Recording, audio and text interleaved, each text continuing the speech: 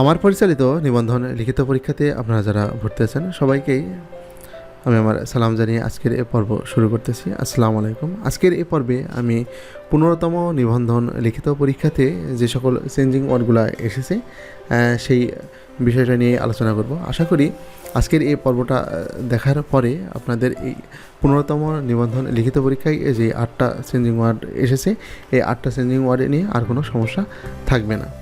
তো চলুন তাহলে আমরা শুরু করি। আমরা প্রথমেই দেখে নিব যে 15তম নিবন্ধন লিখিত পরীক্ষাতে কোন 8টা চেঞ্জিং ওয়ার্ড এসেছে। এখানে আমরা এ নাম্বার দেখতে পাচ্ছি যে চুজ, যেটাকে নাউনে চেঞ্জ করতে হবে বা পরিবর্তন করতে হবে। এরপর বি নাম্বার রয়েছে বিলিভ, যেটাকে ভার্বে চেঞ্জ করতে হবে। সি নাম্বার রয়েছে ফুড, যেটাকে ভার্বে পরিবর্তন করতে হবে। ডি নাম্বার রয়েছে ড্রামাটিক, যেটাকে অ্যাডভার্বে রূপান্তর করতে হবে। ই নাম্বার রয়েছে রিলায়েন্স, যেটাকে অ্যাডজেক্টিভে রূপান্তর করতে হবে। এফ নাম্বার রয়েছে কারেজ, যেটাকে অ্যাডজেক্টিভে রূপান্তর করতে হবে। জি নাম্বার রয়েছে ফ্রেন্ড, যেটাকে ভার্বে রূপান্তর করতে হবে। এবং সর্বশেষ এইচ নাম্বার রয়েছে সাকসেস, যেটাকে ভার্বে রূপান্তর করতে হবে। ওয়ার্ডের পাশে লেখা যে পার্টস অফ স্পিচ রয়েছে এই পার্টস অফ স্পিচে চেঞ্জ করে এই ওয়ার্ড দিয়ে আমাদের একটা সেন্টেন্স মেক করে দেখাতে হবে। তো এখন আমরা এগুলা দেখব। 1 নম্বর রয়েছে শুজ, যেটাকে নাউনে পরিবর্তন করতে বলেছে।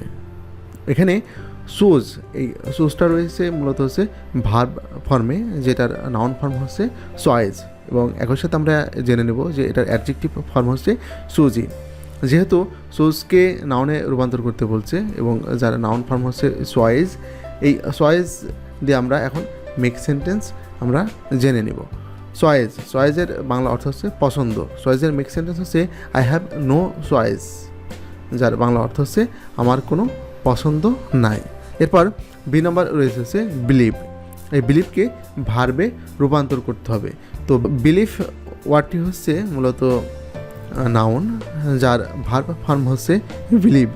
একই সাথে আমরা জেনে নিব যে এটার অ্যাডজেক্টিভ ফর্ম হচ্ছে বিলিভেবল এবং অ্যাডভার্ব ফর্ম হচ্ছে বিলিভেবলি। আর আমরা যখন এটা দিয়ে মেক সেন্টেন্স তৈরি করব, এটার সহজ একটা সেন্টেন্স হবে, সেটা হচ্ছে ইউ শুড বিলিভ মি, যার বাংলা অর্থ হচ্ছে আমাকে তোমার বিশ্বাস করা উচিত। এরপর সি নম্বর যেটা রয়েছে সেটা হচ্ছে ফুডকে ভার্বে রূপান্তর করতে হবে। তো ফুড শব্দটি মূলত হচ্ছে নাউন, যার ভার্ব ফর্ম হচ্ছে ফিড। একই সাথে আমরা জেনে নিব যে এটার অ্যাডভার্ব ফর্ম হচ্ছে ফুড ওয়াইজ এবং এই ফুডের ভার্ব ফর্ম হচ্ছে ফিড। এই ফিড দিয়ে যখন আমরা একটা মেক সেন্টেন্স তৈরি করব তখন সহজ শব্দের একটা সেন্টেন্স হয়, সেটা হচ্ছে the mother is feeding her child, যার বাংলা অর্থ হচ্ছে মা তার সন্তানকে খাওয়াচ্ছে, অর্থাৎ ফিড অর্থ হচ্ছে খাওয়ানো। এরপর ডি নাম্বার রয়েছে ড্রামাটিক, যেটাকে অ্যাডভার্বে রূপান্তর করতে হবে। তো ড্রামাটিক এই শব্দটা মূলত হচ্ছে অ্যাডজেক্টিভ, যার অ্যাডভার্ব ফর্ম হচ্ছে ড্রামাটিক্যালি। একই সাথে আমরা এর নাউন ফর্ম এবং ভার্ব ফর্ম জেনে নিব। নাউন ফর্ম হচ্ছে ড্রামা আর ভার্ব ফর্ম হচ্ছে ড্রামাটাইজ। যেহেতু এটাকে অ্যাডভার্বে রূপান্তর করতে বলছে সেহেতু এটার অ্যাডভার্ব ফর্ম হচ্ছে ড্রামাটিক্যালি, যেটা দিয়ে মেক সেন্টেন্স করলে হয় হচ্ছে his tone changed dramatically when he got money, অর্থাৎ টাকা পাওয়ার পর তার সুর নাটকীয়ভাবে বদলে গেল, অর্থাৎ ড্রামাটিক্যালি এর অর্থ হচ্ছে নাটকীয়ভাবে। এরপর ই নম্বর রয়েছে রিলায়েন্স। এই রিলায়েন্স শব্দটি মূলত হচ্ছে নাউন, যার অ্যাডজেক্টিভ ফর্ম হচ্ছে রিলায়েন্ট।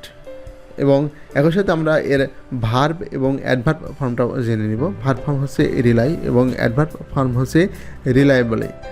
এবং এটা দিয়ে যখন আমরা একটা সেন্টেন্সে মেক করব, সেন্টেন্সটা হয় হচ্ছে the charity is completely reliant on public donations, যার বাংলা অর্থ হচ্ছে এই দাতব্য প্রতিষ্ঠানটি সম্পূর্ণরূপে জনসাধারণের অনুদানের উপর নির্ভরশীল, অর্থাৎ রিলায়েন্ট এর অর্থ হচ্ছে নির্ভরশীল বা আস্থাবান।